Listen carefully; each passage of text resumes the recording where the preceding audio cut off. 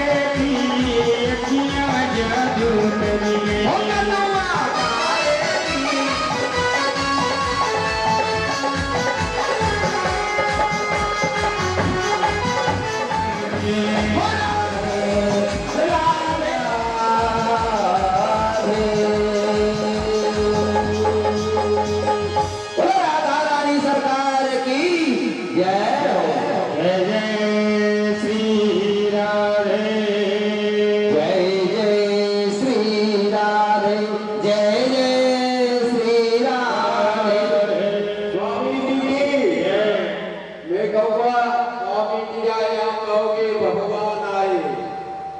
स्वामी जी आए, स्वामी जी आए।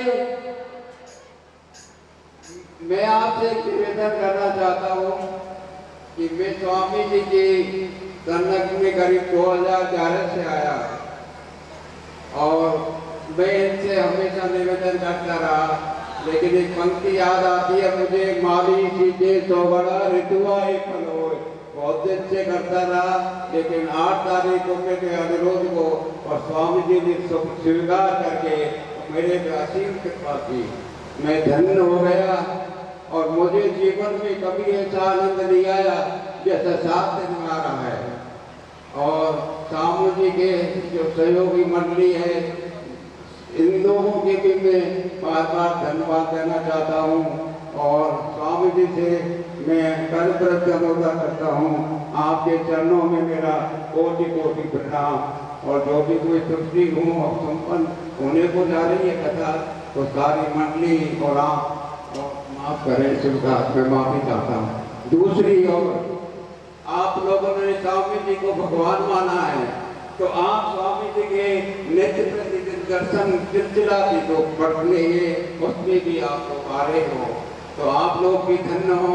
और स्वामी जी के मुखों से जो आपको कथा सुनने को मिल रही है, मुझसे भी आप धन्य हैं और आप भी धन्यवाद के पात्र हैं। मैं और मेरे परिवार से किसी भी प्रकार की त्रुटि हुई तो मैं स्वामी जी से, स्वामी जी की मंडली से और आप सभी भक्तों से क्षमा चाहता हूं।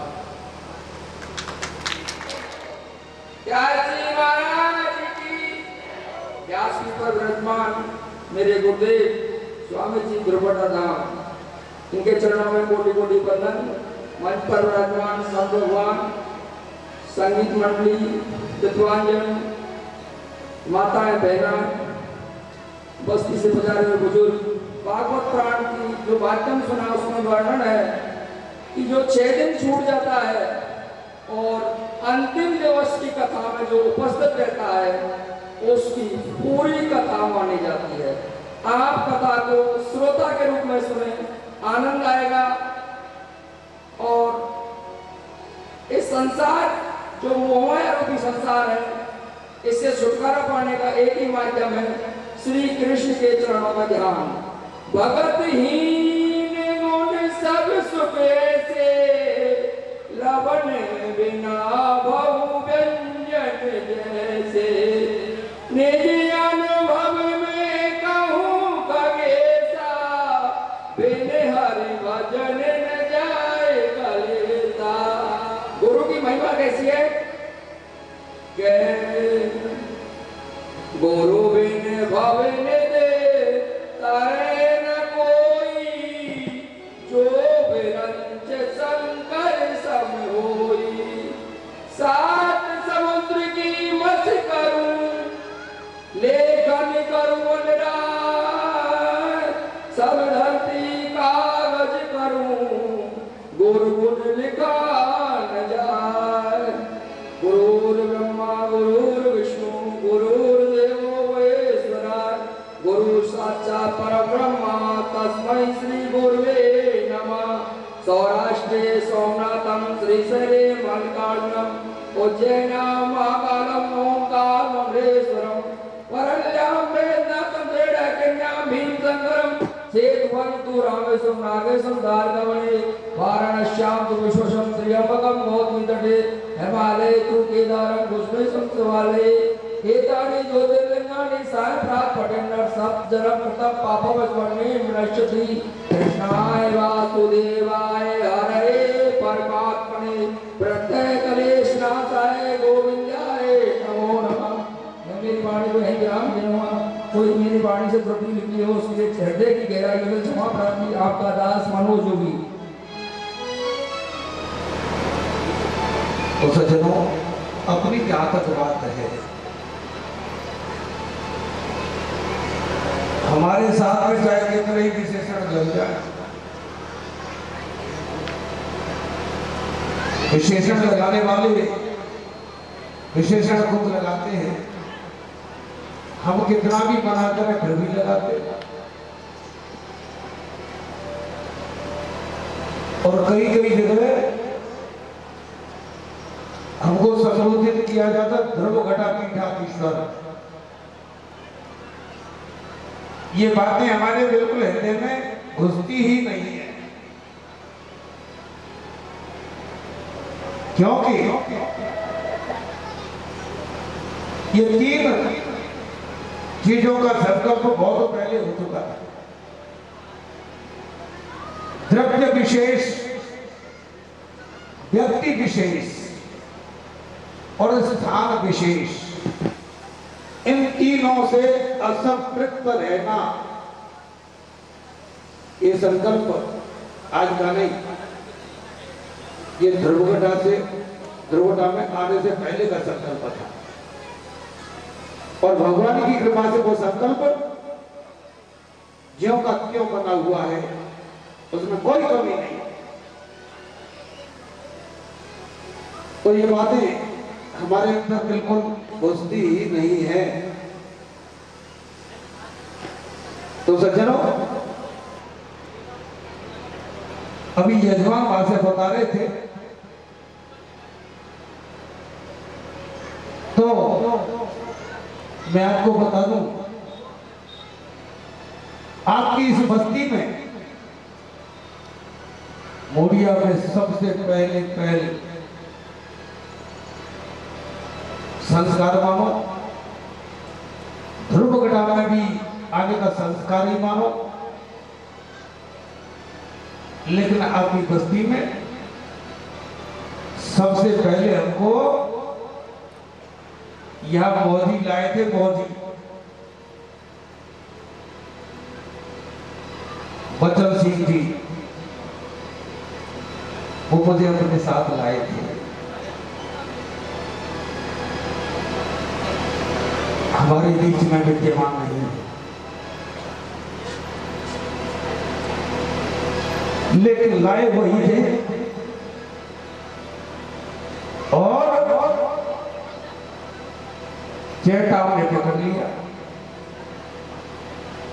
मौजी लाए और चेटाव ने पकड़ लिया।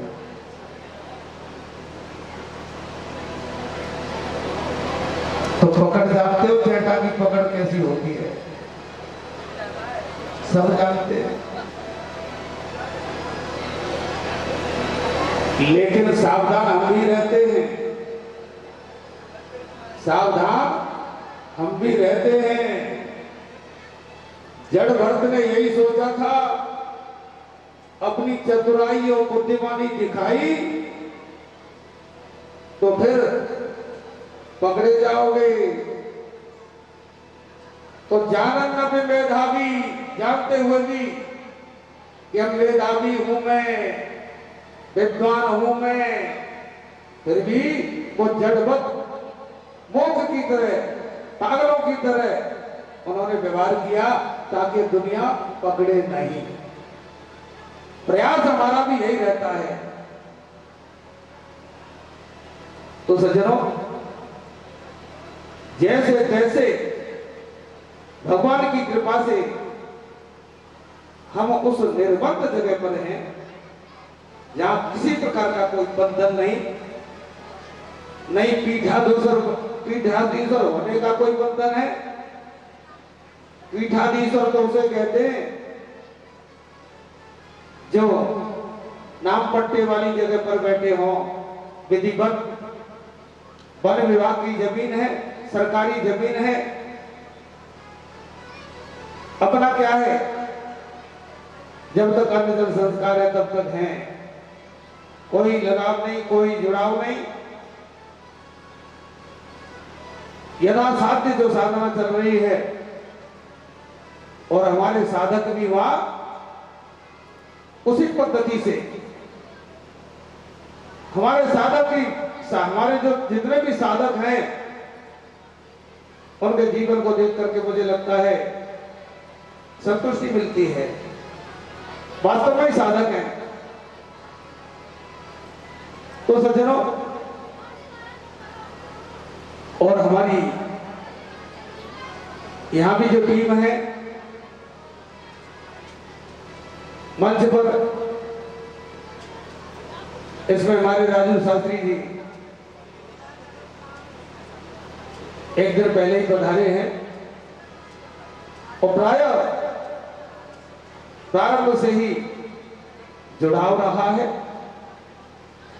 और वैसे हमारे गुरु भी हैं, संगीतज्ञ हैं, शास्त्रीय संगीत आपका बहुत ही अपने ढंग का है। तो प्रिय सज्जनों, अब हम उसी प्रकरण में चलते हैं। मध्याह्न काल की अंतिम वेला के अवसर पर आप श्रवण कर रहे थे भगवान श्री कृष्ण सुदामा की मैत्री, कैसी मित्रता होनी चाहिए, कैसा मित्र होना चाहिए। आचार्य चाणक्य लिखते हैं परोक्षे कार्य हंतारम प्रत्यक्षे प्रियवादिनम वर्जये तादृशं मित्रम विषकुंभम पयोमुखम। परोक्ष कार्य हंतारम, मुख के सामने तो मीठा मीठा बोलेगा और पीठ पीछे जो क्षुरा भौंके।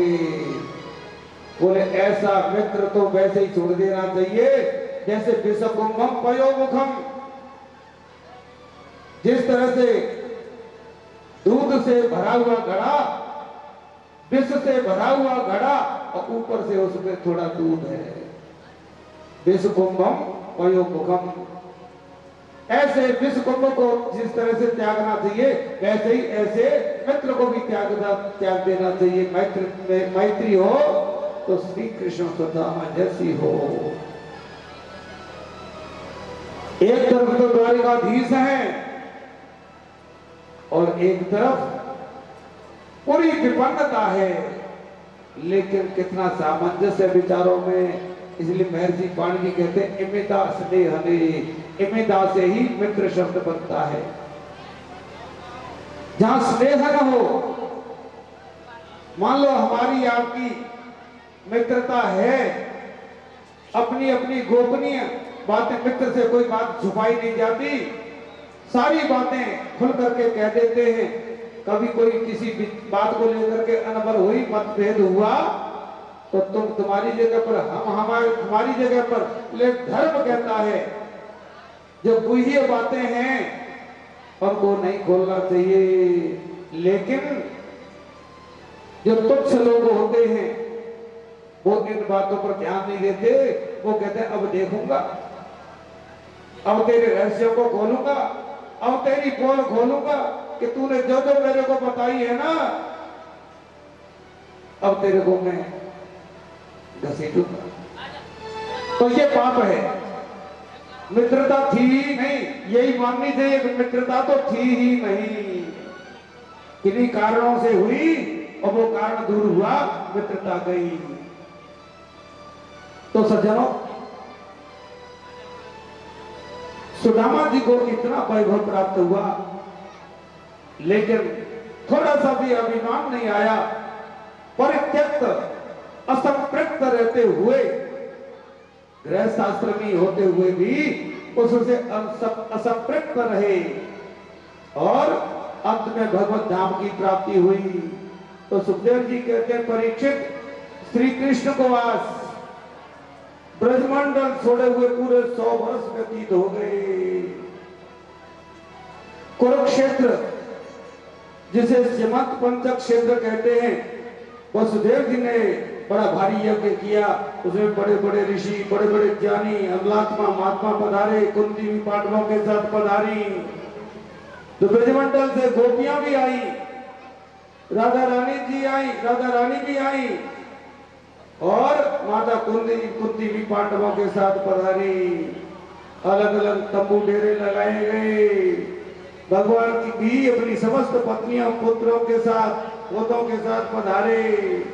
मैया यशोदा को जब पता लगा तो वो भी अपने लाला से मिलने के लिए आई, बड़ी आतुर हो रही हैं। तो सज्जनों, बड़ी विक्षिप्त सी हो रही हैं और सबसे पूछती है कि मेरो लाला कहाँ है, मेरो कन्हैया कहाँ है। और जिस कक्ष में द्वारकाधीश शयन कर रहे हैं उसके बगल से ही मैया यशोदा पूछ रहे हैं मेरो कन्हैया कहाँ है, लाला कहाँ है। गोविंद ने जैसे ही सुना, कैसी मीठी ऐसी मधुर आवाज, ऐसी मीठी वाणी तो और कोई नहीं बोल सकता। कन्हैया दौड़े दौड़े आए, मैया के चरणों में गिर पड़े। मैया ने उठ करके लाला को कंठ से लगा लिया, बहुत प्यार किया। लाइट वाले भैया, टीवी में आग लग रही है।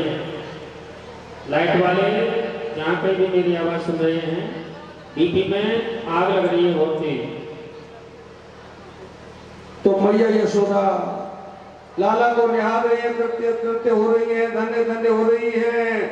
तो अपनी समस्त बहुओं को मैया ने आशीर्वाद दिया। सबसे मिली अनिरुद्ध प्रद्युम्न, सबसे मिली, सबको आशीर्वाद दिया। आचार्य सुखदेव जी कहते हैं कि कृष्ण पत्नियां जब द्रौपदी से मिली तो सज्जनों, द्रौपदी ने कृष्ण पत्नियों से पूछा, बताओ तुम्हारा विवाह कैसे हुआ। तो सब अपने अपने विवाह की चर्चा करने लगे कि मेरी विवाह में इतनी सेना, इतने युद्ध हुए, ऐसा विवाह हुआ। तो सज्जनों,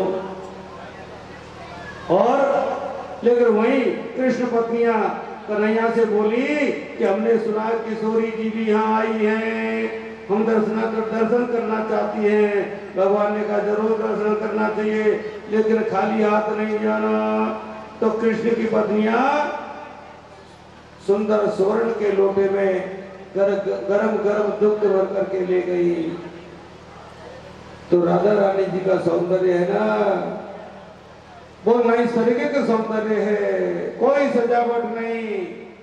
रुक्मिणी, जाम्बवती, सत्य बाबा सब जा रही हैं राधा रानी के दर्शन करने के लिए। पहली डोरी पर खड़ी गोपियों को देखा, इतनी सुंदर है, उन्हीं को राधा रानी समझ लिया और कहने लगी कि राधा रानी जी हम प्रणाम करती हैं। तो बोली हम राधा नहीं, हम तो उनकी दासियों की दासियों की दासियां हैं। रुक्मिणी ने सोचा इतनी सुंदर दासियां हैं, दासियों की दासियां जब इतनी सुंदर है तो किशोरी जी कितनी सुंदर होंगी। दूसरी जोड़ी पर गई, वहां राधा समझा और खड़ी हो गई। गोपियों को उन्हीं को समझ लिया कि राधा रानी है, और बोली कि हम राधा रानी नहीं है, हम तो उनकी दासियों की दासियां हैं। तो सज्जनों, अंतिम सातवीं जोड़ी पर जब गई तो ललिता, विशाखा इत्यादि सखियां खड़ी है, अतीव सुंदर है। रुक्मिणी जब चरणों में गिरने लगी, प्रणाम करती है कि राधा रानी हम आपको प्रणाम करती हैं। कि नहीं नहीं, हम उनकी दासी हैं। कहिए दर्शन करना चाहती है। तो ललिता, विशाखा जो अंतरंग संख्या अंदर लेकर के जाती है, हजारों गोपियों के बीच में किशोरी जी बैठी हुई, कोई बनावट नहीं, सजावट नहीं, बड़ी दिव्य झांकी है। कृष्ण पत्नियों ने जाकर के उनको प्रणाम किया तो राधा रानी ने उन्हें अंक में भर लिया। बहुत समय तक चर्चा चलती रही, गृहस्थी की कोई चर्चा नहीं, केवल सत्संग चर्चा। किशोरी जी कहती है गोपाल का भजन होता है कि नहीं, ध्यान होता है कि नहीं। कृष्ण पत्नियां कहने लगी आपका आशीर्वाद मिलेगा तो सब प्राप्त हो जाएगा। तो सज्जनों, स्वर्ण के लोटे में गरम गरम दुग्ध लेकर के आई हैं और उन्होंने कहा, भगवान की पत्नियां बोली कि हम आपके लिए दूध लेकर के आई हैं और कृपा करके आप इसको ग्रहण कर लेती तो बहुत अच्छा होता। तो राधा रानी के नेत्र सजल हो गए और बोली कि जिस दिन से प्राण वल्लभ श्री कृष्ण ब्रजमंडल को छोड़ करके आए हैं, मैंने उस दिन से दुग्ध का स्पर्श तक नहीं किया, पीना तो बहुत दूर की बात है। लेकिन रुक्मिणी जी के मुख से निकल गया कि भगवान ने ये आपके लिए भेजा है, और सुनते ही कि भगवान ने भेजा है, तुरंत लोटा लेकर हाथ में और एक ही श्वास में पूरा दूध पी गई, क्योंकि उन्होंने कहा कि कन्हैया ने भेजा है। तो बहुत देर तक सत्संग चर्चा चलती रही।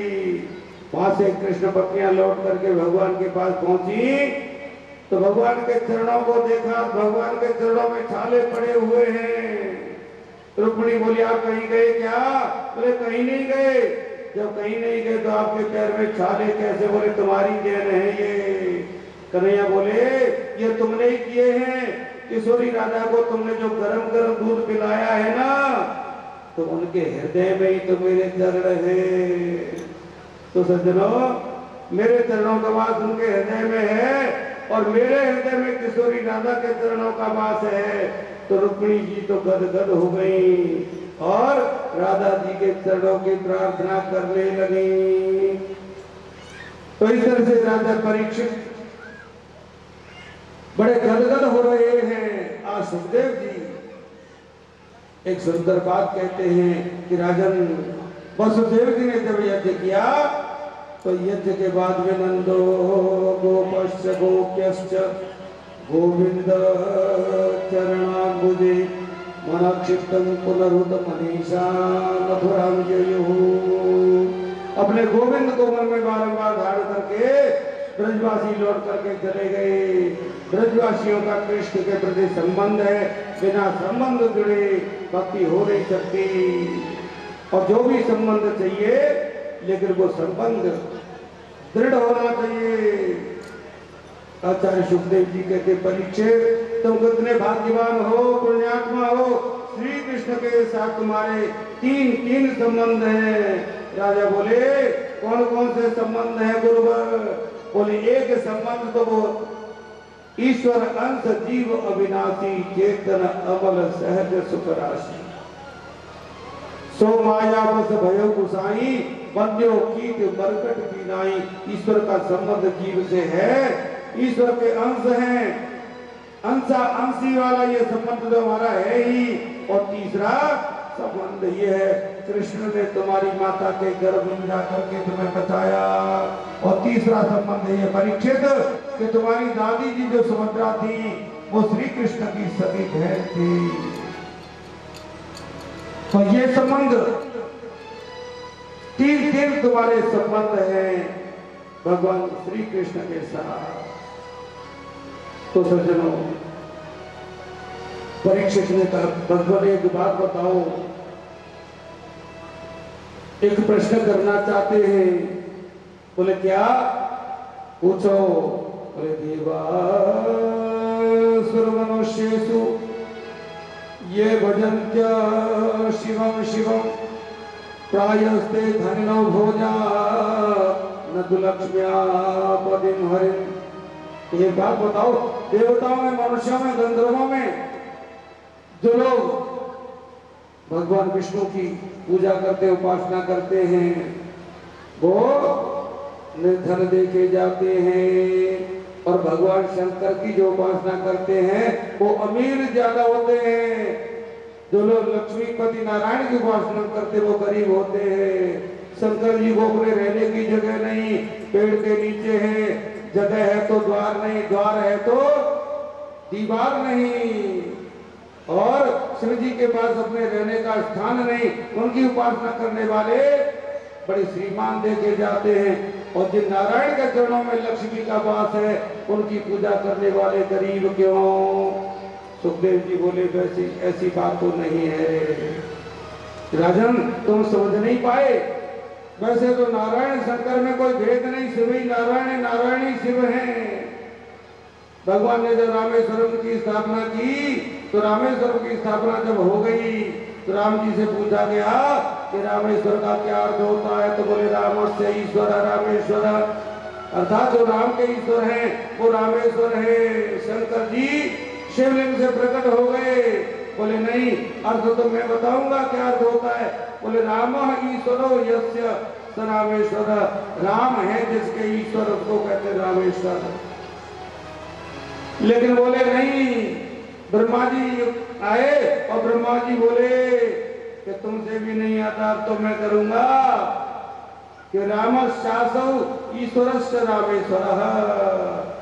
ब्रह्मा जी कहते जो राम है वो ईश्वर है, जो ईश्वर है वो शंकर है। नाम भिन्न भिन्न है लेकिन है तो एक ही, राम ही कृष्ण है और कृष्ण ही नारायण है, वही शिव है। लेकिन अवतार प्रसंग में दोनों के स्वभाव में कुछ अंतर है। सुखदेव जी अंतिम दिवस की कथा कह रहे हैं। सुखदेव जी ने कहा दोनों में अंतर है। क्या अंतर है? नारायण भगवान जल्दी प्रकट नहीं होते और जब प्रकट हो जाए तो बोले यस्याहम् अनुग्रहणामि हरिष्ये तद्धर्मं सदैः ततो धर्मं त्यजन्त्यस्य स्वजनाः दुःख दुःखितम्। मैं जिसके ऊपर कृपा करता हूँ उसके धन को धीरे धीरे हरण कर लेता हूँ। भगवान के ये वचन है। सके संबंधियों से यदि सहायता मिले उसमें भी मैं विघ्न उपस्थित कर देता हूँ। और एक बात तो मेरी आदत है, सारी विपत्तियों में, आपत्तियों में और प्रपत्तियों में बड़े से बड़े दुख भोगने के बाद भी जीव जब ये धैर्य नहीं छोड़ता, जब चिंतन नहीं छोड़ता तो मैं उसे इतना धन देता हूँ, हजारों पीढ़ियों में वो धन नष्ट नहीं होता। ये मेरा स्वभाव है। और शंकर जी का कैसा स्वभाव है, कितने कृपालु है। शंकर जी का एक नाम है आशुतोष। आशु शीघ्रम तुष्यति आशुतोष, तो शीघ्र तुष्ट हो जाए, प्रसन्न हो जाए, वो आशुतोष है। आपने हैंडपंप से एक लोटा जल चढ़ा दिया तो खुश हो गए, और 3 पत्तों वाला बिलपत्र चढ़ा दिया तो खुश हो गए। और एक चोर गया तो हाथ नहीं पहुंचा, घंटा चुराना था, तो महादेव जी पर चढ़ के और घंटा लेने लगा तो महादेव जी प्रकट हो गए। तो दुनिया तो जल चढ़ाती है, पुष्प चढ़ाती है, फल चढ़ाती है, और तुमने तो अपने आप को ही चढ़ा दिया। तो ऐसे है भोले, अपने आप को ही चढ़ा दिया तूने। तो सज्जनों, और कभी कभी अपने भक्तों को ऐसा वरदान देते हैं कि खुद ही स्वयं ही चक्कर में पड़ जाते हैं। तो भस्मासुर नाम कोई राक्षस ने तपस्या की, शिव जी को प्रसन्न कर लिया, वरदान मांग लिया कि जिसके सिर पर हाथ रखूं वही जल करके भस्म हो जाए। भगवान शंकर ने कहा ऐसा ही होगा। उसने सोचा कि शिव को जला करके भस्म कर दूं और पार्वती को ले चलूं। राक्षसों की बुद्धि का कोई ठिकाना नहीं, कुछ भी कर सकते हैं। वो तो गोविंद ब्रह्मचारी बन करके आए और भस्मासुर को बातों में लगा करके उसी का हाथ उसी के सिर पर रखवा दिया। और नहीं तो या तो बोले बाबा ही नहीं रहते या वरदान ही झूठा होता। तो सज्जनों, नारायण भगवान जल्दी प्रसन्न नहीं होते, और प्रसन्न यदि हो जाए तो जीव 1000 गलती करे, ध्यान नहीं देते। और जो ऐश्वर्य नारायण दे सकते वो तो कोई नहीं दे सकता। परीक्षित बोले भगवान आप सत्य कहते हैं, नारायण ही सबसे श्रेष्ठ है। तो भृगु मुनि परीक्षा लेने के लिए जाते हैं। ब्रह्मा जी को प्रणाम नहीं किया, क्रोध आ गया। शिव जी को अमंगल कह दिया, उन्हें भी क्रोध आ गया। लेकिन जब वो वैकुंठ में गए, लक्ष्मी जी चरण दबा रही हैं, और जाते ही भगवान के वक्षस्थल पर भृगु जी ने ऐसी लात मारी। तो सज्जनों, भगवान ने चरण पकड़ लिए और बोले मेरा वक्षस्थल तो वज्र के समान कठोर है, आपके चरणों में लगी तो नहीं, कोई तकलीफ तो नहीं हुई। तो भृगु तो पानी पानी हो गए।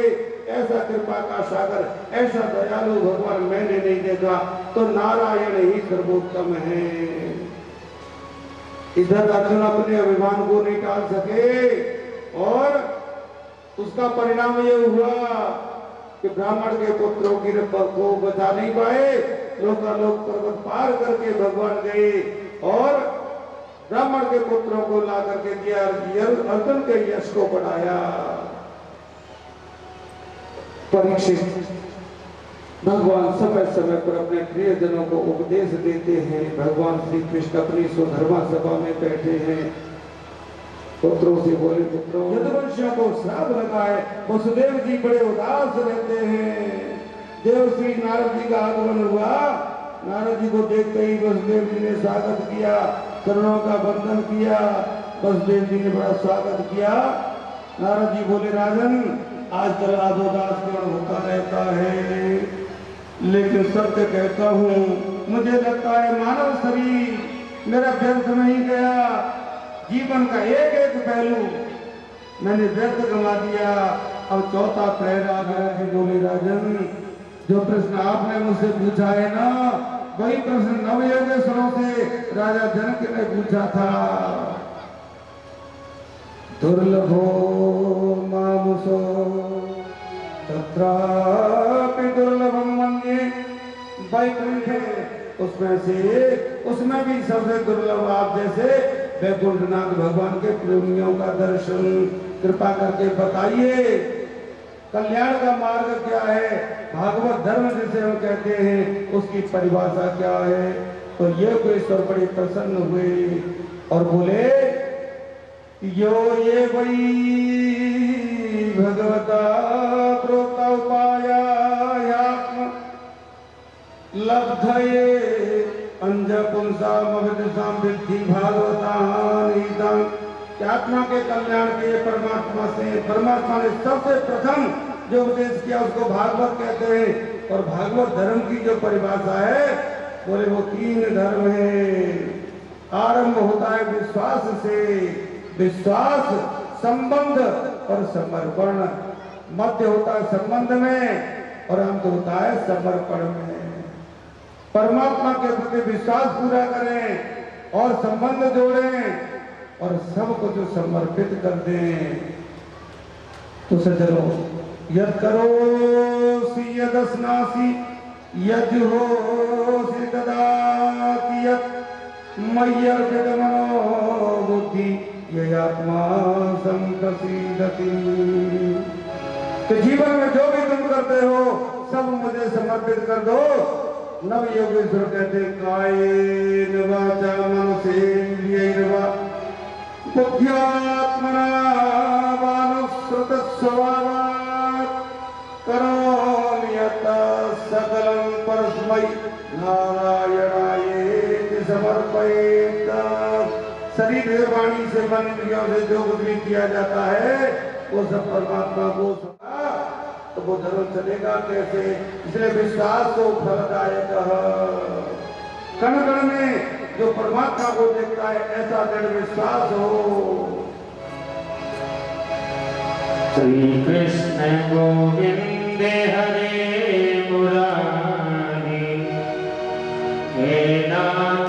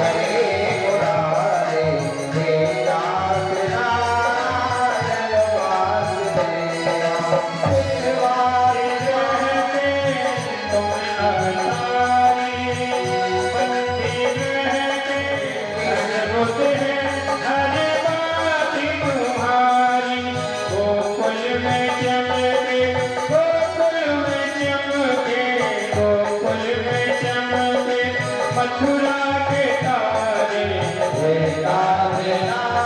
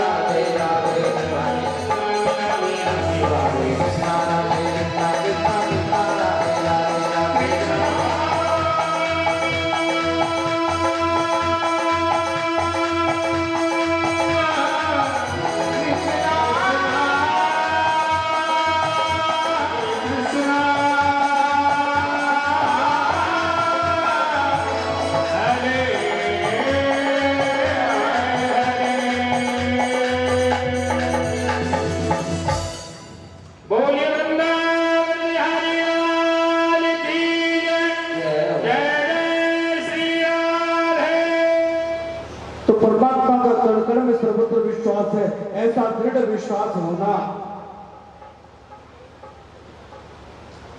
कि वह परमात्मा मेरी रक्षा करेगा, ऐसा विश्वास करो। तीनों प्रकार के भागवतों का निरूपण बताया। राजा ने पूछा, माया बड़ी विचित्र है, इनके क्या रूप हैं? तो बोले माया के तीन रूप है, मां सरस्वती, मां लक्ष्मी, मां काली। मां कैसे? बोले परमात्मा का कीर्तन करो, भाव कुभाव अनक आलसहु, नाम जपत मंगल दिसिक सहु। भगवान का कीर्तन करेंगे तो भाव जगेगा, मन निर्मल होगा। तो नव योगेश्वर जनक महाराज को उपदेश करके पधारे। नारद जी कहते हैं, इस कथा को कहने का मेरा मतलब कि तुम्हारे पुत्र है ना कृष्णा, वो साक्षात पूर्ण ब्रह्म है। वसुदेव पुत्र मान करके तुमने अभी भजा, अब उनके प्रति प्रेम जगाओ और आंखें बंद करो, कृष्ण के रूप में चतुर्विध रूप का दर्शन करो, कल्याण हो जाएगा। इतना कहकर के नारद जी वहां से प्रस्थान कर गए। देवताओं ने आकर के भगवान का अभिनंदन किया, अभिवादन किया। भगवान ने देवताओं से पूछा, कैसे आए हो? देवताओं ने भगवान को प्रणाम करके बोले, प्रभु आपने अवतार लिया, उस समय आपने आश्वासन दिया था कि पृथ्वी का भार दूर होते ही हम आ जाएंगे, लेकिन राक्षसों का भार दूर हुआ, आपके हाथों मारे गए, पृथ्वी का भार दूर हो गया, अब वैकुंठ कब पधारोगे? भगवान बोले कि देवताओं, पृथ्वी का सबसे बड़ा भार तो अभी मेरा वंश ही है। यदि वंश जब तक नष्ट नहीं हो जाता कि पृथ्वी का भार दूर हो गया, ऐसा नहीं कह सकते। तो यदुवंशियों के विनाश के लिए श्राप मिल चुका है, प्रतीक्षा करो, ऐसा कहकर उनको विदा किया। तो न जाने उद्धव जी को कैसे पता चला। उद्धव जी दौड़े दौड़े आए और बोले, गोपाल ये मैं क्या सुन रहा हूँ, मैं नहीं रह सकता आपके बिना, मैं नहीं रहूंगा।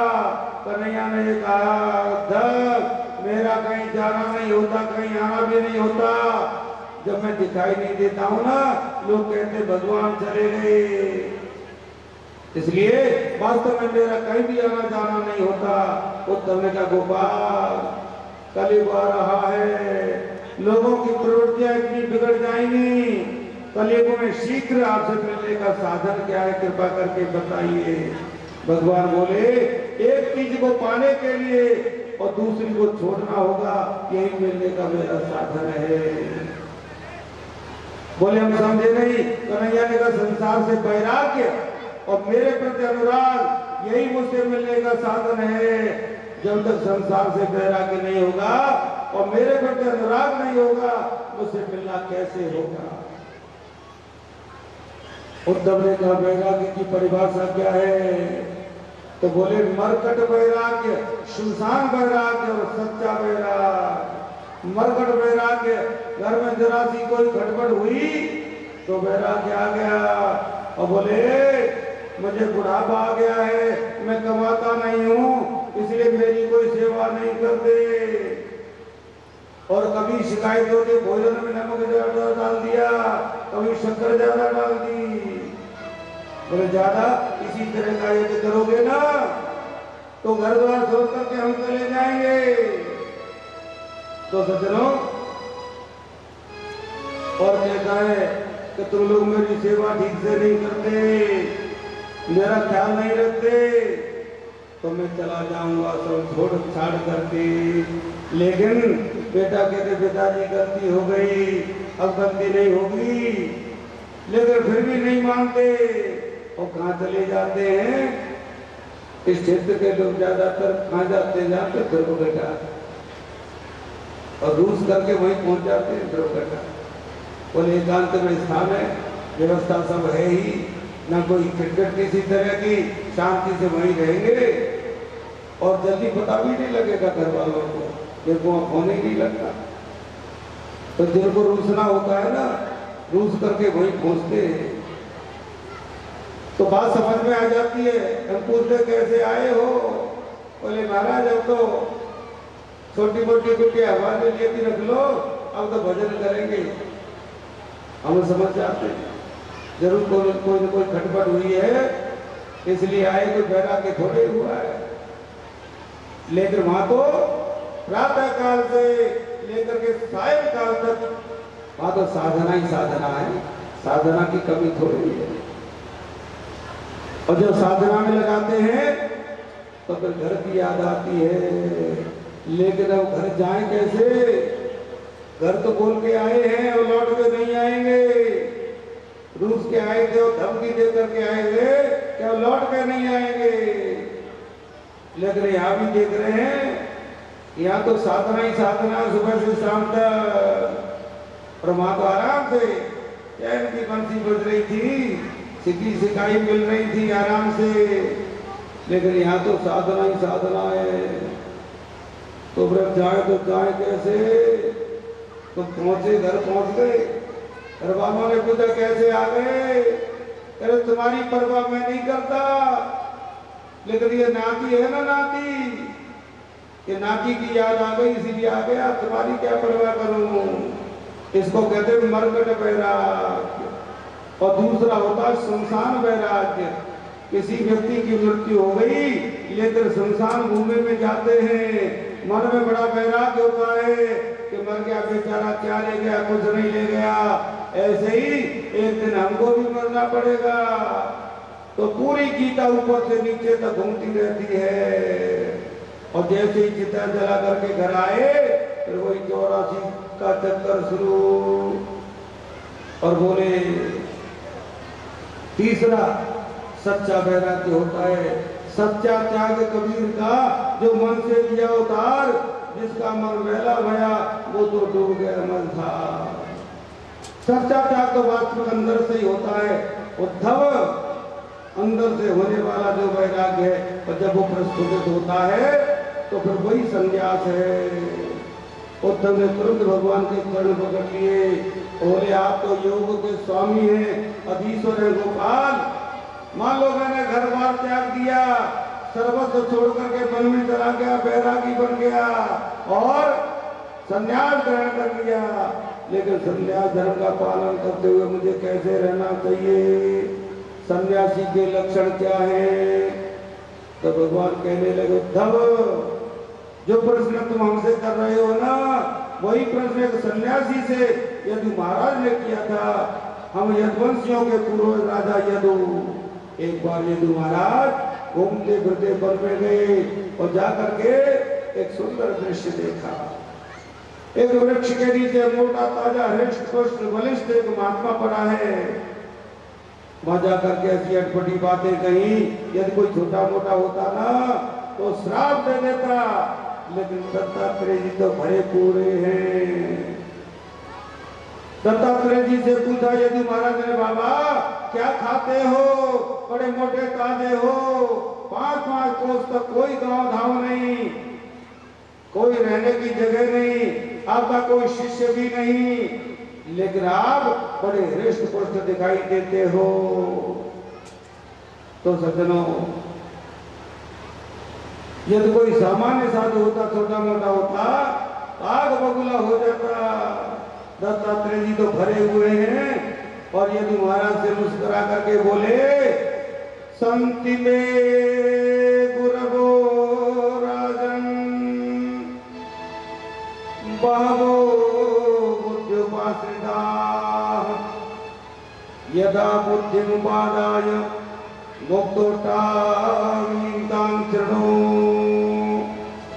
राजन, मैंने अपने जीवन में 24 गुरु बनाए हैं। बोले गुरु 3 प्रकार के होते हैं। एक होते हैं पुरोहित गुरु, जो नामकरण संस्कार, विवाह संस्कार, दाह संस्कार इत्यादि जो करते हैं ना, 16 संस्कारों को, उनको कहते हैं पुरोहित गुरु।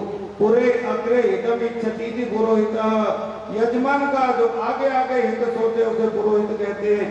दीक्षा गुरु जो मंत्र देते हैं ना, वो दीक्षा गुरु है।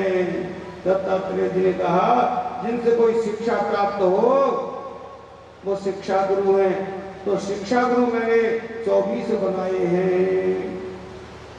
पृथ्वी वायुराकाश मापोग्निश्चंद्रमा रवि कपोतो जगर सिंधु पतंगो मधुकृतगज मधुआ हरिणो मीना पिंगला पुनरोर्भग कुमारी शरत सर्प उर्णनाभि सुपेश कृत। बोले मैंने पहला गुरु बनाया है पृथ्वी को। क्या शिक्षा प्राप्त की? बोले पृथ्वी से मैंने सहनशीलता का गुण लिया है। सारी गंदगी हम इसी पृथ्वी पर छोड़ते हैं, लेकिन ये पृथ्वी इतनी सहनशील है। तो साधक का स्वभाव भी सहन करने वाला होना चाहिए। दूसरा गुरु बनाया वायु को। वायु चलती है, दिखाई नहीं देती। और किसी ने पूछा कैसी हवा चल रही है? बोले हवा ठंडी ठंडी आ रही है। पूछा काली है कि पीली है? बोले ये तो नहीं पता, लेकिन दिखाई नहीं देती। बोले साधक को भी इसी तरह से व्यवहार करना चाहिए। संसार में विचरण करे, उपदेश करे, प्रवचन करे, समाज का कल्याण करे, लेकिन कभी ये नहीं चाहे कि दुनिया मुझे सब मेरा सम्मान करे। अर्थात त्यागमय जीवन होना चाहिए। तो मैंने आकाश को भी गुरु बनाया। आकाश का अर्थ होता है अवकाश। घर मकान जो कुछ भी हम बना रहे हैं ना, वो आकाश में ही तो बना रहे हैं। तो सज्जनों, इसलिए आकाश से मैंने ये सीखा। आकाश में मक्खी भी उड़ती है, मच्छर भी उड़ता है, पक्षी भी उड़ते हैं। आकाश कितना फीट लंबा चौड़ा है। आकाश के आदि अंत का कोई पता नहीं, तो नारायण के भी आदि अंत का कोई पता नहीं। ये मैंने गुरु बना करके आकाश से सीखा। और बोले जल से मैंने जल को भी गुरु बनाया। ऐसी वाणी बोलिए मन का आपात हो और उनको शीतल करे, आपो शीतल हो। जल को कितना भी तपाओगे, कितना भी तपाओगे और चूल्हे से उतार के रख दो तो धीरे धीरे अपने स्वभाव में आ जाएगा, शीतल हो जाएगा। तो ऐसे ही साधक को चाहिए कि अपना स्वभाव भी शीतल होना चाहिए। हमारा जो स्वाभाविक स्वरूप है वो शीतल है। जल की भात शीतल ही होना चाहिए। तो सज्जनों, और बोले मैंने अग्नि को भी गुरु बनाया। अग्नि में चाहे फल डालो या मल डालो, अग्नि दोनों को जला करके अपने समान बना लेती है। साधक के अंदर भी भेदभाव नहीं होना चाहिए कि मैं तो अमुक कोई उपदेश सुनाऊंगा, अमुक कोई सत्संग सुनाऊंगा, दुष्ट को नहीं सुनाऊंगा।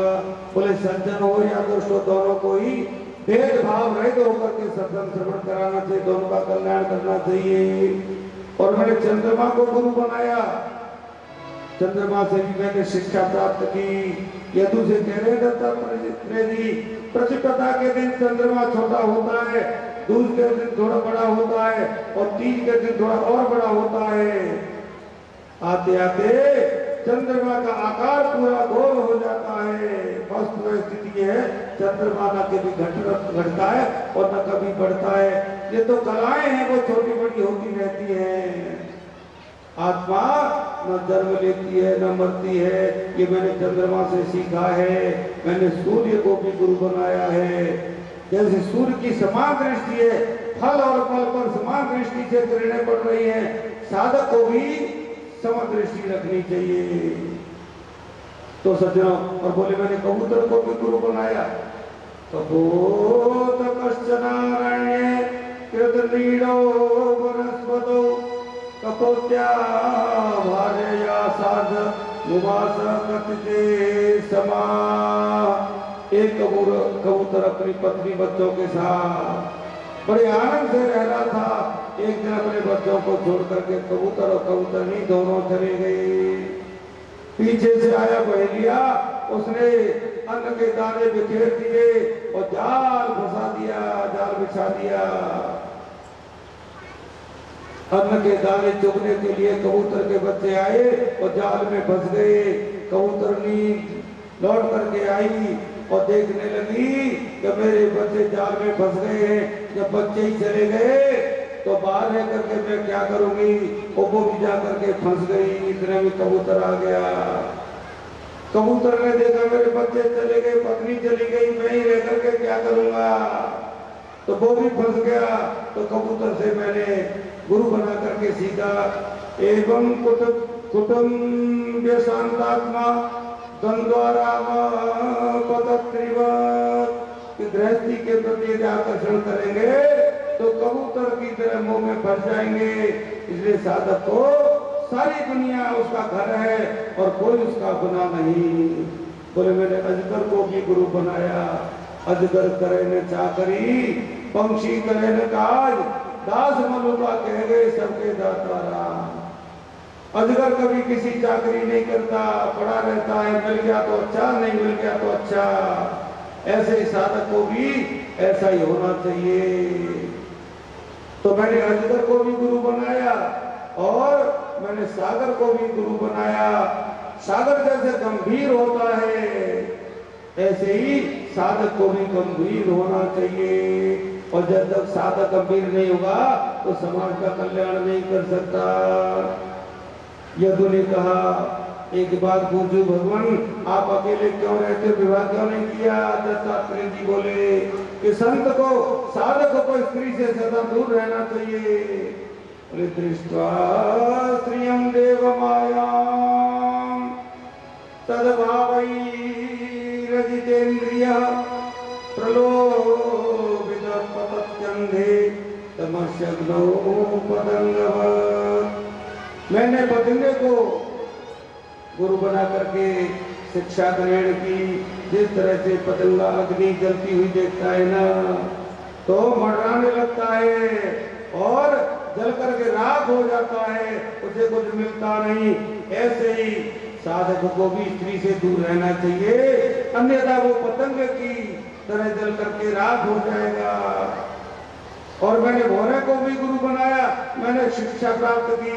भौरा फूल से सार को ग्रहण कर लेता है और असार को छोड़ देता है। मैंने हिरण को भी गुरु बनाया। हिरण को पकड़ने वाले लोग क्या करते, बीड़ा बजाते हैं। तो सज्जनों, और हिरण इतना मंत्र मुक्त हो जाता है, आसानी से पकड़ में आ जाता है। ऐसे ही साधक को भी ग्राम्य गीत नहीं सुनना चाहिए और अश्लीलता से भरे नायक नायिकाओं के श्रृंगार का वर्णन जिसमें हो, साधकों से दूर रहना चाहिए। और बोले मैंने मछली को भी गुरु बनाया। तो क्या सीखा? मछली पकड़ने वाले जो होते हैं ना, कांटे में कोई खाद्य पदार्थ लगा लेते हैं, उसी के लोग से मछली पकड़ी जाती है। साधक को भी ये सोचना चाहिए, गरिष्ठ भोजन नहीं करना चाहिए। बुद्धि भजन में नहीं लगेगी। गरिष्ठ भोजन करोगे तो बुद्धि संसार में भागेगी। और बोले मैंने वैश्या को भी गुरु बनाया। आचार्य सुखदेव जी कहते हैं, परीक्षित गुरु मैंने वैश्या को बनाया। बोले क्या शिक्षा प्राप्त की? बोले पिंगला नाम वैश्यासी विदेह नगरे पुरा तस्यामे शिक्षितम किंचिन निबोधन पुनंदन। बोले राजा की नगरी के किनारे एक वैश्या रहती थी, नाम था पिंगला। सुबह प्रातः काल से लेकर के शाम तक वो बैठी रहती, पुरुषों की प्रतीक्षा करती रहती। एक दिन कोई नहीं आया। प्रतीक्षा करते करते संध्या हो गई। दत्तात्रेय जी ने देखा तो दत्तात्रेय जी बोले, दत्तात्रेय जी कहने लगे, आशा ही परमं दुखम नैराश्य परमं सुखम यथा संचित्य संकासाम सुखम सुस्वाप पिंगला। पिंगला को समझाया नहीं, पिंगले आशा को छोड़ करके नैराश्य होकर के गोविंद का भजन कर। इस तरह से उसने वहां से छोड़ करके वैराग्य हुआ, अपना कल्याण कर लिया। तो सज्जनों, दत्तात्रेय जी कहते मैंने कुरर पक्षी से संग्रह न करने की शिक्षा प्राप्त की। और दत्तात्रेय जी कहते राजे मैंने के बालक को भी गुरु बनाया। बालक से भोलापन की शिक्षा, निर्दोषता ग्रहण की। घर में पिता की मृत्यु हो गई और सभी विलाप कर रहे हैं, रो रहे, बच्चा खेल रहा है, उसे नहीं मालूम क्या हो रहा है। माँ से पूछा पिताजी कहाँ हैं? माँ कहती बेटा पिताजी बाहर गए हैं। बच्चे को थप्पड़ मारा, रोने लगा, लड्डू दे दिया तो हंसने लगा। तो बच्चे को मैंने गुरु बना करके सीखा, शरीर का ही अपमान होता है, शरीर का ही सम्मान होता है, आत्मा का न अपमान होता है न सम्मान होता है।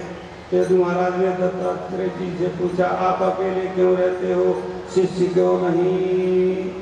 तो दत्तात्रेय जी कहते हैं, दत्तात्रेय जी बोले कि महात्मा को तो हमेशा अकेला ही रहना चाहिए। मैंने कुमारी कन्या को गुरु बना करके ये शिक्षा प्राप्त की। किसी गरीब कुमारी कन्या की मंगनी के लिए कुछ मेहमान आए, बर आया, बर की दादी आई, उसकी बहन आई, तो बर की दादी को कन्या इतनी भाई, तुरंत बहू के गले में माला पहना दी, झोली में फल रख दिए और दोनों हाथों में चूड़ियां पहना दी। और कन्या के पिताजी से बोली, आज से आपकी कन्या हमारे घर की बहू हो गई, इसी के हाथ का भोजन पर करेंगे। तो सज्जनों, कन्या ने जब अंदर जाकर के देखा तो धान टूटने लगी, चूड़ियां खनकने लगी। वो कन्या सोचने लगी, ये सोचेंगे क्या इनके घर में फिर भी धान नहीं? तो इसलिए उसने और चूड़ियां तो उतार दी, केवल 2-2 चूड़ियां रह गई। लेकिन वो 2-2 चूड़ियां भी आवाज कर रही है, खनक रही है। तो उसने केवल एक चूड़ी रखी और फिर उसने धान कूटना प्रारंभ, कूटने लगी धानों को। चूड़ियां जो खनक रही थी वो बंद हो गई, हाथ में केवल एक चूड़ी रखी और धान कूटने लगी, जिससे उनकी आवाज न हो पाए। इसी प्रकार से साधक ज्यादा समूह में रहेगा तो कभी न कभी क्लेश होगा ही। इसलिए महात्मा को अकेला रहना चाहिए। मैंने सर्व को गुरु बना करके सीखा कि संत को कभी आश्रम नहीं बनाना चाहिए, सन्यासी को शिष्य नहीं बनाना चाहिए। इसलिए ये हमने बहुत पहले संकल्प लिया था। कोई ध्रुवघटा में आकर के संकल्प नहीं लिया है। हमने तो ये संकल्प काशी नगरी में ले लिया था पढ़ते समय। बोले जीवन में न तो आश्रम बनाएंगे और न शिष्य बनाएंगे, तो न तो कोई शिष्य बनाया और न आश्रम बनाया। और जब आप कहोगे ध्रुवघटा में क्या बन रहा है, तो ध्रुवघटा में जो बन रहा है उसमें अपना है क्या? अपना कुछ नहीं है, अपने नाम का कुछ नहीं है, बस संस्कार है। जब तक रह रहे तब तक रह रहे, और भगवान की कृपा से उसमें संश्लिष्ट हो भी नहीं सकते, क्योंकि कानूनी आधार पर अपना उसमें कुछ नहीं है। तो दत्तात्रेय जी कहते हैं मैंने ये शिक्षा भृंगी कीट को गुरु बना करके शिक्षा प्राप्त की। तो भृंगी कीट एक विजातीय कीड़े को पकड़ के लाता है और अपने निवास में रखता है। उसके भय से उसका रूप भी उसी के जैसा हो जाता है। लाली तेरे लाल की जित देखो तित लाल, लाली देखकर मैं गई मैं भी हो गई ना। तो ब्रह्म की उपासना करने वाला ब्रह्म हो जाता है, और भूत प्रेत की उपासना करने वाला भूत प्रेत जैसा ही लगता है, विकराल जैसा चेहरा हो जाता है। रामकृष्ण के जो उपासना करते हैं ना, उनके चेहरे सौम्य होते हैं। और मैंने हाथी को भी गुरु बनाया। स्पर्श सुख की लालसा से हाथी पकड़ा जाता है, और हाथी पकड़ने वाले क्या करते हैं, गड्ढा खोद देते हैं और ऊपर से हरी हरी घास डाल देते हैं और उसके ऊपर नकली हथनी खड़ी कर देते हैं। हाथी उसे असली हथनी समझ करके स्पर्श सुख की इच्छा से जाता है और तुरंत पकड़ में आ जाता है। मैंने लोहार को भी गुरु बनाया। अपने कामों में इतना तल्लीन रहता है, राजा की सेना निकल गई, उसको पता ही नहीं कौन गया कौन आया। इसी तरह से जो अपने कार्य में लगा रहता है उसको सिद्धि मिल जाती है। और मैंने शरीर को भी गुरु बनाया। शरीर को कितना भी नहलाओ दहलाओ, कितने भी खेल भोले लगाओ, लेकिन ये शरीर भी साथ नहीं देता। ये शरीर भी छूट जाता है। तो इस तरह से मैंने 24 गुरु बनाए हैं दत्तात्रेय जी के चरणों में। यदि महाराज ने बारंबार प्रणाम किया और वहां से चले गए। भगवान श्री कृष्ण उद्धव से कहते, उद्धव संतों के जो लक्षण हैं वो मैंने तुम्हें बता दिए।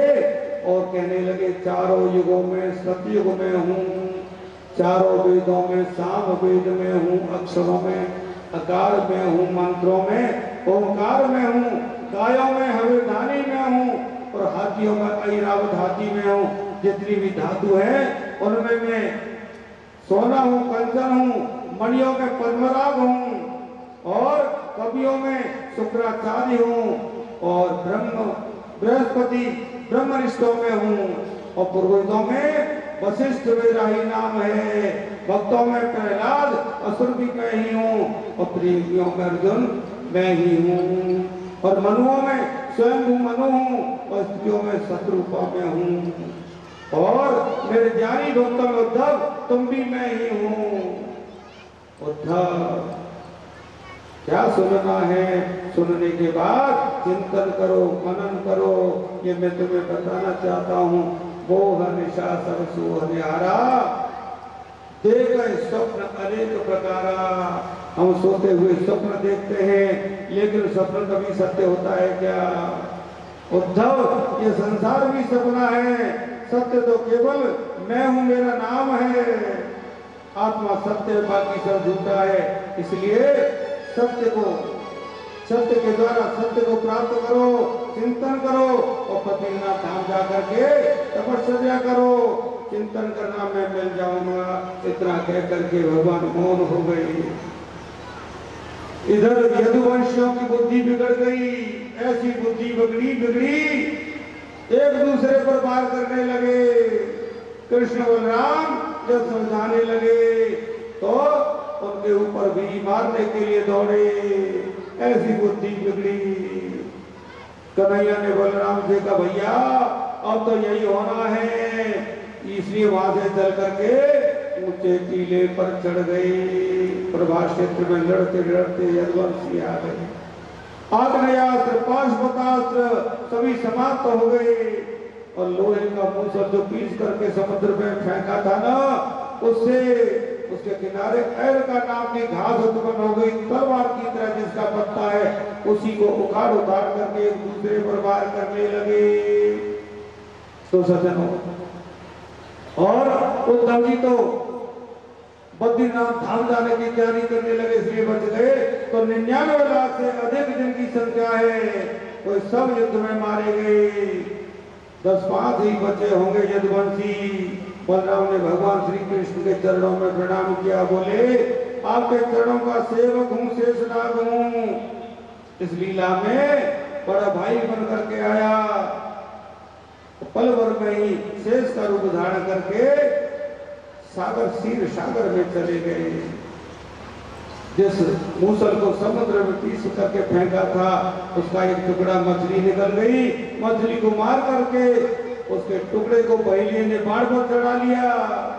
भगवान श्री कृष्ण प्रभास क्षेत्र में पीपल के वृक्ष के नीचे दाहिने जंघा पर बाएं चरण को रख करके अर्ध शयनावस्था में पेड़ के नीचे लेटे हुए हैं। तलवे को हिरण की आंख समझा और वो बहेलिया उस मन में निशाना साध करके उसने बाढ़ मार दिया। जैसे बाढ़ गोविंद के चरणों में लगा, बहेलिया दौड़ करके आया, कहने लगा कि प्रभु मुझे दंड दीजिए, मुझे मेरे से अपराध हो गया है। तो भगवान कहने लगे मां भैरदरे तुमिष्ठ काम ऐसा तो ही यदि तुम मदनाथ स्वर्गम सुकृतिनाम पदम। भगवान बोले बहेलिया चिंता मत कर, मेरी बिना इच्छा के कुछ नहीं होता। तुम्हारा कर्ज बाकी था वो पूरा हो गया। तो सज्जनों, कोई कोई कहते हैं सुग्रीव के भाई बाली को भगवान ने मारा था ना सब करके, और वही पहले अवर करके आया है। इतने में ही अर्जुन आए और बोले प्रभु ये आपके शरण में पैर बाढ़ किसने मारा है, किसने धृष्टता की है, मैं छोड़ूंगा नहीं उसको। भगवान बोले अर्जुन तुम तो गांडी में धारी हो ना, बड़े प्रतापी हो, जाओ द्वारिका में जितनी हमारी भार्या है ना उनको लेकर के आओ, वृंदावन आ जाओ कि कुछ दिन किशोरी जी के साथ बात करेंगे, उनका कल्याण हो जाएगा। अर्जुन रोते रोते हुए जाते हैं, द्वारिका से कृष्ण की पत्नियों को लेकर के आए तो मार्ग में स्वयं श्री कृष्ण हील बन करके अर्जुन से अपनी पत्नियों को चोरा करके ले आए। तो भगवान ये बताना चाहते हैं मेरे बिना तुम्हारा गांधी भी कोई काम का नहीं, ये मेरी शक्ति से ही चलता था। इतने में दारू का सारथी आया, उसने जब देखा कि भगवान आपके चरणों में बाण किसने मारा है, भगवान बोले दारू तुम मेरे मित्र हो, मैंने तुमको साथी नहीं समझा मित्र समझा है। भगवान को महल में जब भी जाना होता और जब भी महल से बाहर जाते, महल से द्वार महल से लेकर के आता, वहां छोड़ करके आता, इस तरह से भगवान ने कहा जाओ द्वारिका जाओ और 10-5 यदुवंशी बचे हैं उनसे कह दो तुरंत द्वारिका छोड़ दें, क्योंकि मेरे जाने के बाद ये द्वारिका समुद्र में लीन हो जाएगी। सारथी कहने लगा भगवान इस परिस्थिति में आपको छोड़ करके कैसे जाऊं, भगवान ने कहा मेरा आदेश है। आकाश में देवता सब खड़े हैं, ब्रह्मा ने कहा देखना, भगवान के दर जाते टकटकी लगा करके देख रहे हैं और गोविंद अंतर ध्यान हो गए। बोलिए द्वारिका नाथ भगवान की जय। योगेति भौतिकं रूपं कृष्णस्य परमात्मनः सतैव स्नानमाचरे सर्वस्मात् निज कर्मणा ससूत्रवत् वैष्कार्यः। व्यास जी कहते हैं कृष्ण का कभी जन्म नहीं होता, कभी मृत्यु नहीं होती, वो तो अवतार लेते हैं, अंतर्ध्यान हो जाते हैं, देवताओं को पता ही नहीं चला भगवान के दर गए। तो श्री कृष्ण अपने तेज को लेकर के गोविंद भागवत में प्रवेश कर गए और अलक्षित रूप से श्री धाम वृंदावन में आज भी भगवान रहते हैं। गोलोक तो भगवान का नित्य निवास है ही, लेकिन प्रेमी भक्त जनों ने वृंदावन में भी अपने प्रियपीठम के रूप में भगवान दर्शन देते रहते हैं। गोविंद वृंदावन छोड़ करके कभी नहीं जाते। जन्म मृत्यु भगवान को थोड़ी ही होती है, तो भगवान के अंतर्ध्यान होते ही कलयुग आ गया। सुखदेव जी कहते हैं राजन, कलयुग में कोई दुर्गुण है कि कोई सत्य भी बोलेगा? बोले राजन, कलयुग में दुर्गुण है, लेकिन एक सद्गुण है। एक सद्गुण है कि कलयुग केवल नाम धारा, सुमिर सुमिर नर उतर पारा। बस यही कलयुग का आधार है। सुखदेव जी कहते राजन, मैंने भागवत की कथा तुम्हें सुनाई। एक संत के तेजस्वी पुत्र ने श्राप दिया और 7 महीने तक्षक के दर्शने से तुम्हारी मृत्यु हो जाएगी। तक्षक आग आ जाएगा। सभी की मृत्यु तक्षक के काटने से होती है। तक्षक ही तो काल है। राजन, मैं तुम्हें बताना चाहता हूँ, तक्षक तुम्हें नहीं काट सकता, शरीर को काटेगा। अब तक तूने हजारों प्रश्न किए, मैंने समाधान किया। अब एक प्रश्न मैं करूंगा और तुमको उत्तर देना होगा। परीक्षित बोले, मुझसे क्या प्रश्न कर रहे हैं? सुखदेव जी बोले, बताओ, क्या तुम मरोगे? परीक्षित कहने लगे, भगवान मेरा जन्म ही नहीं हुआ तो मैं मरूंगा क्यों? सुखदेव जी बोले, हाँ मैं समझ गया, आपने भागवत की कथा सुनी है। तो भागवत की कथा सुनने के बाद भी यदि ये बुद्धि आती है मैं मरूंगा, ऐसी पशु बुद्धि को त्यागो तो निश्चित रूप से कल्याण होगा। तो सुखदेव जी चाहते तो मृत्यु को भी टाल सकते थे, लेकिन मृत्यु को टालना समस्या का समाधान नहीं है। आत्मबोध करा देना है, मुक्ति का मार्ग प्रशस्त करना है। सुखदेव जी खड़े हो गए। राजा परीक्षित ने सुखदेव जी का पूजन किया है और बोले, आज मैं धन्य हो गया भगवान, आपने इतनी बड़ी कृपा की, परमात्मा की मंगलमयी कथा मुझे सुना दी, मेरा जीवन धन्य बन गया। आपके श्री चरणों में बारंबार प्रणाम करता हूँ। सुखदेव जी को तो प्रशंसा से कोई लेना देना नहीं। परीक्षित को उपदेश देकर के अंतर ध्यान हो गए। संत मंडली जो बैठी थी वो भी वहां से प्रस्थान कर गई। 7 दिन से परीक्षित महाराज को ज्ञान की प्राप्ति हो रही है। जीवन धन्य तो हो ही चुका था। समाधि में बैठे हैं, उनके पुत्रों ने बड़ी सुरक्षा की, लेकिन तक्षक नाम का जो सर्प है ना, 7 दिन बाद आज श्राप से प्रेरित होकर के आया और बीच में ही तक्षक नाम के ब्राह्मण ने उसे रोकने का प्रयास किया, लेकिन तक्षक ने बहुत साधन देकर उसे वापस कर दिया। पंडित जी महाराज यदि चाहते तो परीक्षित को बचा सकते थे, लेकिन वो भी जानते थे भगवान की यही इच्छा है, इसलिए तक्षक आया। सारी सुरक्षा धरी की धरी रह गई। विकराल रूप धारण करके उसने परीक्षित को दंशित कर लिया, लेकिन परीक्षित तो कब के जा चुके थे। भौतिक शरीर उनका जल करके राख हो गया।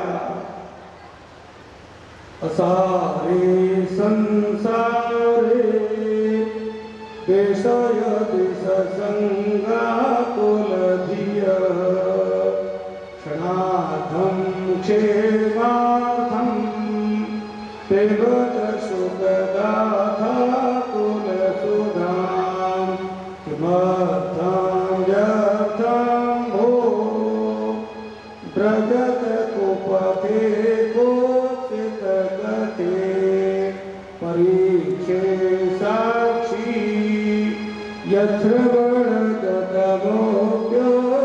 कथने। संसार सार है, इसमें कोई सार नहीं। सार तो केवल श्रीमद् भागवत है, परीक्षित इसके प्रमाण है। उन्होंने 7 दिन तक भागवत सुनी, उन्हें मोक्ष मिल गया। परीक्षित के गोलोकवास के पश्चात क्रोधित होकर के उनके पुत्र धर्म ने विशाल नाग यज्ञ का आयोजन किया, लेकिन आस्तिक मुनि ने आकर के सर्प यज्ञ को बीच में रोक दिया और बोले, बेटा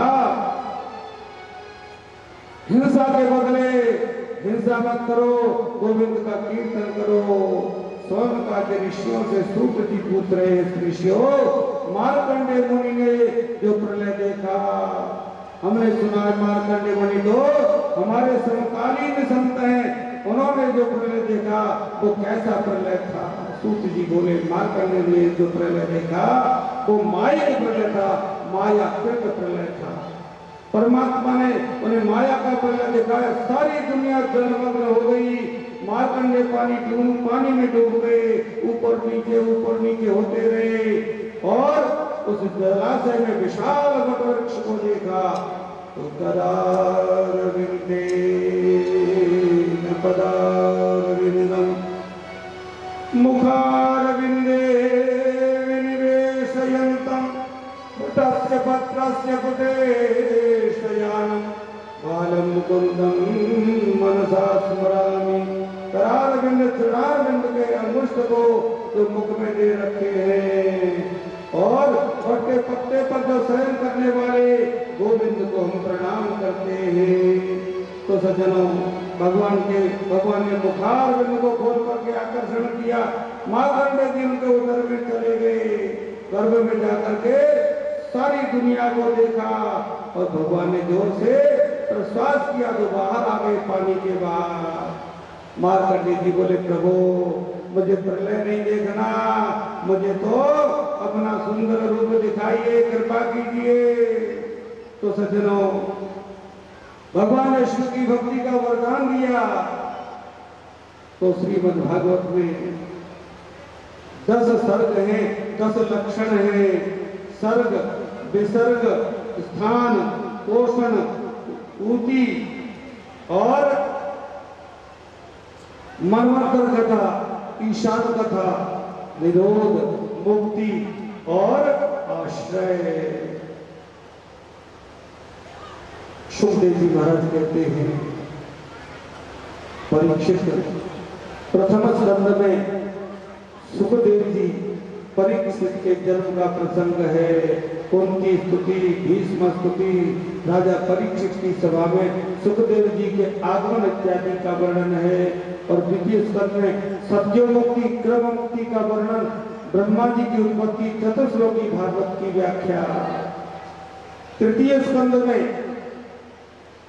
विदुर मैत्रेय संवाद, कपिल देवहूति संवाद, हिरण्याक्ष वध उसका वर्णन। चतुर्थ स्कंद में सती चरित्र, ध्रुव चरित्र और ध्रुवजी के वंश का वर्णन। 5वें स्कंद में प्रियव्रत चरित्र, आग्नेय चरित्र, नाभि चरित्र और जड़ भरत की कथा, जड़ भरत रघुगण संवाद इत्यादि का और 28 प्रकार के नरकों का वर्णन है।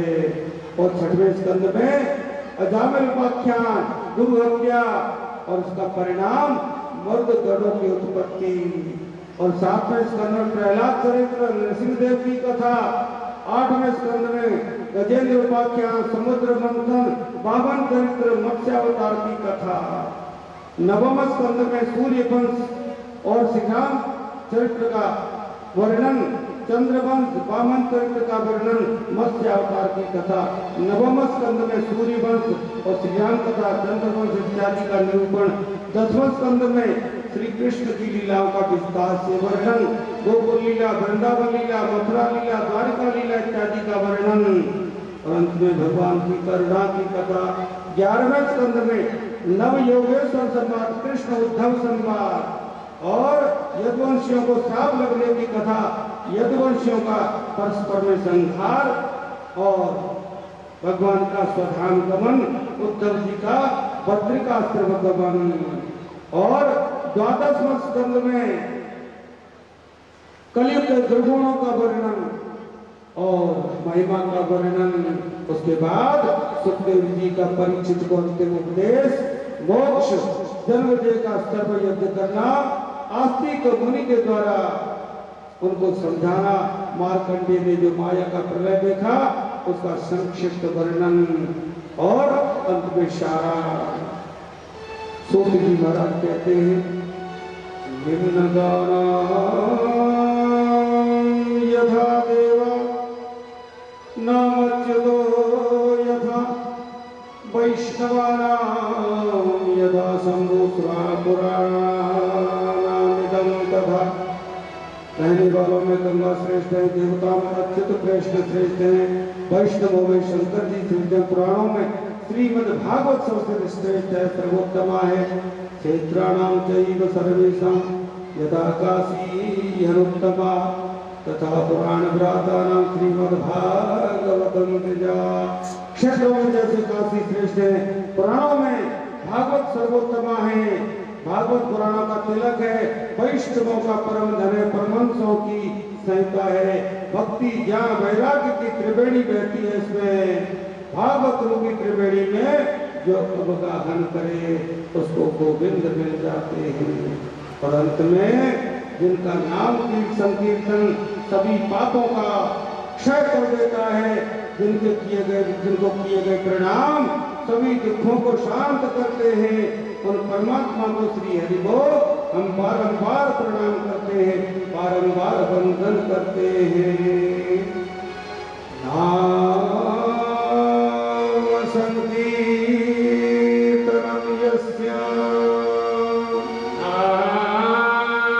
संकीर्तनम यस्य सर्वपाप प्रणाशनम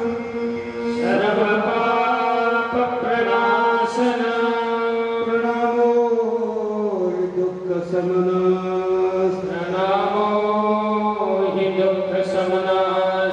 नमामि हरिं परं नाम संकीर्तनं यस्य सर्वपाप प्रणाशनम् प्रणामो दुःख शमनः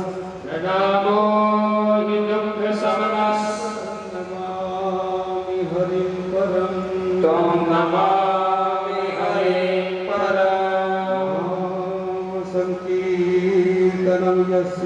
नाम संकीर्तनं यस्य सर्वपाप प्रणाशनम् दुःख शमनः नमामि हरिं परं वृंदावन बिहारी लाल की भागवत भगवान की व्यासदेव भगवान की सुखदेव जी महाराज की राधा सर्वेश्वर भगवान की मदन मोहन सरकार की यादव रामचंद्र भगवान की उमापति महादेव की गंगा मैया की रामायण मैया की हनुमान जी महाराज की बाबा की नारायण भगवान की माता की गुरु महाराज की। तो प्रिय सज्जनों, सप्ताहावधि पर्यंत चलने वाला यह पर्व पवित्र अनुष्ठान उन्हें भगवान की असीम अनुकंपा से आज संपन्न हुआ। आप सबने बड़े प्रेम से भागवती कथा का श्रवण किया, गोस्वामी जी पहले कह चुके भाव को भाव अनक आलस हो नाम जपत मन कर अति से कसम। ये भागवती कथा इसमें मन लगे या न लगे, आपको तो केवल श्रवण करना है। आपने श्रवण किया, इसका विवेचन भगवान सुखदेव जी ने जिस समय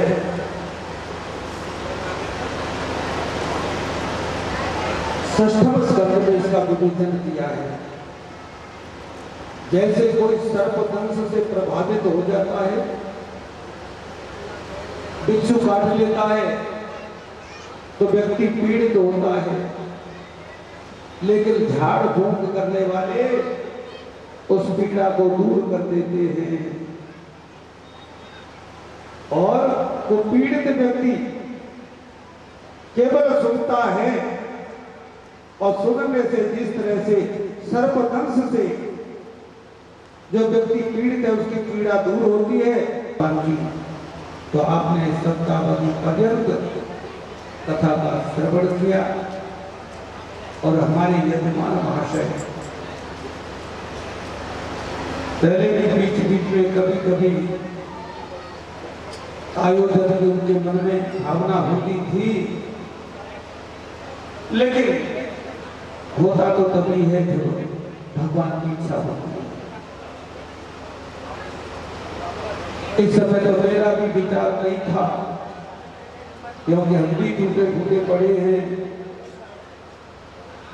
ऐसी अवस्था में आसन ठीक से लग नहीं सकता, उठ बैठ नहीं पाते, चल नहीं सकते। यहाँ तक कहना शुरू कर दिया, मेरे पास तो घर नहीं आया कोई फोन इस तरह का, लेकिन दूसरों के पास कि धोघटा वालों को ऐसी कैसी भूख जगी है कि चला फिरा नहीं जा रहा है, खड़ा नहीं हुआ जा रहा है, और फिर भी कथा कर रहे हैं। ऐसी कैसी पैसे की भूख खुल गई। तो ध्यान रखना, मैं बताना चाहता हूं उनको भी, ये अपने मन से निकाल देना, बिल्कुल निकाल देना।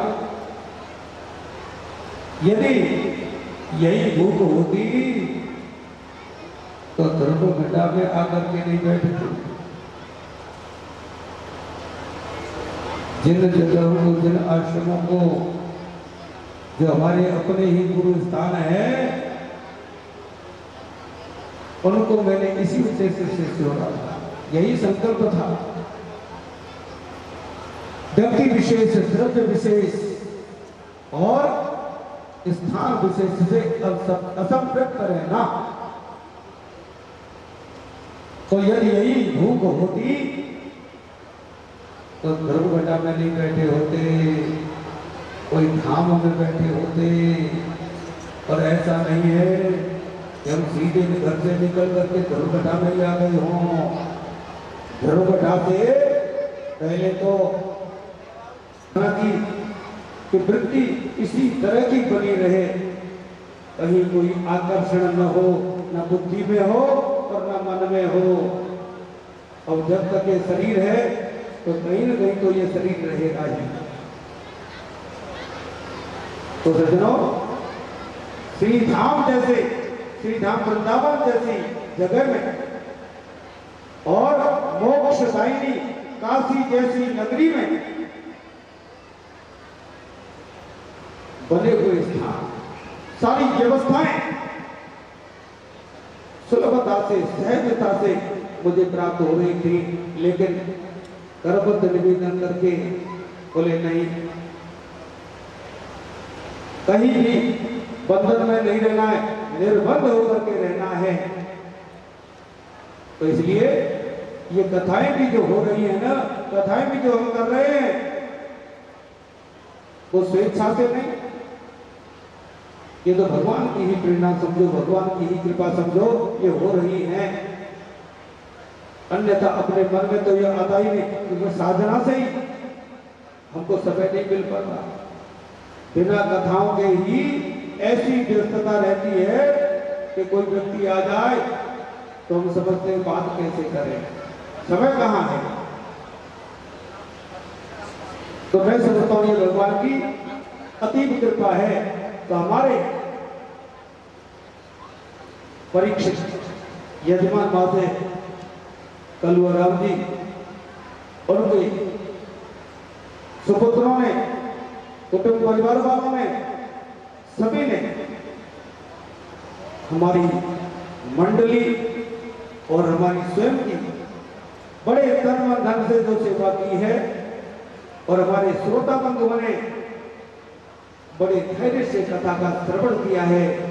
ऐसी भीषण गर्मी में भी यहाँ आकर के कथा का श्रवण किया, और केवल मोड़िया बस्ती से ही नहीं, यहाँ दूर दूर से भी लोग यहाँ पधार रहे हैं इस कथा में। हमारे मनोज योगी जी तो प्रतिदिन ही कथा का आनंद ले रहे हैं, और कथा के साथ साथ में वो चिकित्सा भी कर रहे हैं, लोगों के शारीरिक दुखों को भी दूर कर रहे हैं। तो सज्जनों, और हमारे यतीन्द्र बंधु, हमारे जो महापुरुष हैं, संत महात्मा हैं, वो भी कृपा करके उन्होंने भी यहाँ कथा की शोभा को बढ़ाया, और आप सबको हमको दर्शन दिए, और आपने जैसे धैर्य से कथा का श्रवण किया है, एक दर्शन मैं आप सबको भूरी भूरी भगवान से मंगलमयी कामना करता हूं कि आपका जीवन शुद्ध पवित्र होकर के कोहय समृद्धि संपन्न जीवन बने, सुख समृद्धि संपन्न जीवन बने। सर्वे भवन्तु सुखिनः, सर्वे सन्तु निरामयाः, सर्वे भद्राणि पश्यन्तु मा कश्चित् दुःखभाग् भवेत्। सभी के हृदय इसी प्रकार की भावना वाले बने। सम गच्छध्वम सम बदध्वम संको मनांसि जानताम देवा भागम यथा पूर्वे संजानाना उपासते। हम सभी एक मन वाले होकर, एक चित्त वाले होकर मिलजुल करके भाईचारे की तरह रहे, और स्वर्गीय आनंद का अनुभव हमको यही हो। और सहना भवतु सहनौ भुनक्तु सह वीर्यं करवावहै तेजस्विनावधीतमस्तु मा विद्विषावहै। तो ये तीनों मंत्रों का एक ही आशय है कि हम विषमताओं को त्याग करके और समता को धारण करके हम सभी मिलजुल करके एक साथ भाईचारे की तरह मिल करके रहें, सौमनस्य, सौजन्य और सहृदयता बना करके रहें। और मंच पर हमारे विप्र बंधुओं ने भी जो सहयोग किया, और हमारे जो संगीतज्ञ हैं उन्होंने भी इसमें जो सहयोग दिया है, और हमारे राजू शास्त्री जी तो कल ही पधारे हैं, और वो प्राय लगभग हमारी शुरू से ही सभी कथाओं में साथ रहे हैं। यदा कदा कभी कोई अपवाद ही हो, अन्यथा वो साथ में ही रहे हैं।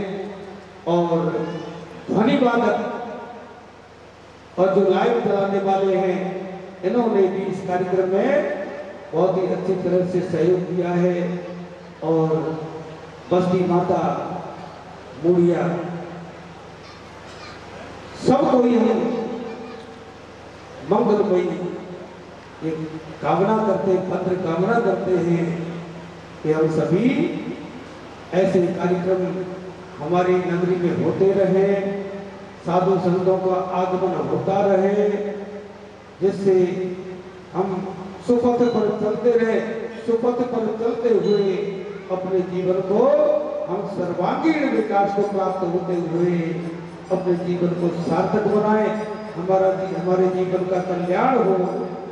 तो मैं सबको बहुत बहुत बार बार भूरिशः अपने हृदय से भगवान से मंगल प्रार्थना करता हूँ। हमारा जीवन, संपूर्ण जीवन हमारा निरोग आरोग्य रहते हुए और आनंदित जीवन व्यतीत करते हुए हम अपने जीवन को सार्थक बनाए। इन्हीं शब्दों के साथ 2 मिनट भगवान का कीर्तन। श्री कृष्ण गोविंद हरे मुरारी, हे नाथ नारायण वासुदेव। श्री कृष्ण गोविंद हरे मुरारी, हे नाथ नारायण वासुदेव। श्री कृष्ण गोविंद हरे मुरारी, हे नाथ नारायण वासुदेवा। मैया यशोदा हरि को बुलावे, मैया यशोदा हरि को बुलावे। जागो उठो हनुमान बोलो, जागो तो मोहन प्राण प्यारे। यही गीत गा के निज प्राण त्यागो, यही गीत गा के निज प्राण त्यागो। हे नाथ नारायण वासुदेवा। हरे नाथ नारायण वासुदेवा। हे हाथ काले तुम सामने हो, हे हाथ काले तुम सामने हो। मुरली बजाते दोहे चढ़ाते, मुरली बजाते रोए चढ़ाते। गीत गाते निज प्राण त्यागो, यही गीत गा के निज प्राण त्यागो। हे नाथ नारायण वासुदेवा। हरे नाथ नारायण वासुदेवा। है गौरी जी। हरे कृष्णा हरे हरे।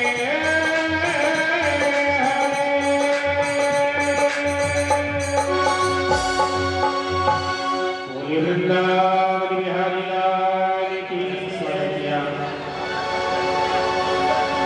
ऐसी कर्मा ये सभी पूजन करेंगे।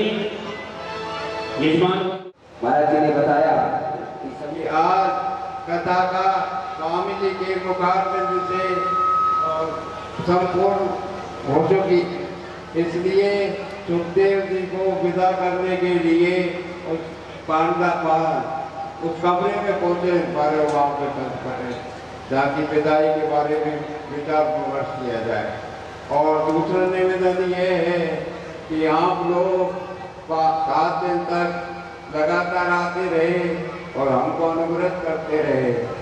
और मैं सभी जहाँ जितने भी उपस्थित 5 गांव के, 12 गांव के और बाहर से आए हुए आदरणीय स्वामी जी, भगवान स्वरूप स्वामी जी के भक्त, इनके श्रेष्ठ सबसे निवेदन करता हूँ कि वे रात्रि को यहीं रुकें और कल प्रसादी वितरण की जाएगी। अधिक से अधिक लें। और मैं सभी बहु बेटियों से निवेदन करता हूँ कि आपका सहयोग सबसे ज़्यादा रहा, सबसे ज़्यादा उपस्थिति रही। आपने 7 दिन तक तपती हुई धूप में भी स्वामी जी के दर्शन किए, स्वामी जी के मुखारबिंद से जो कथा बाती गई उसका श्रवण किया, आनंद लिया। इसलिए आप कल अधिक से अधिक संख्या में आवे, अपने पड़ोसियों को सबको लेकर के आए, मेरा यही निवेदन है। और सभी पंच भाई पहाड़े गाँव के उधर रानी की कृपा करें। धन्यवाद।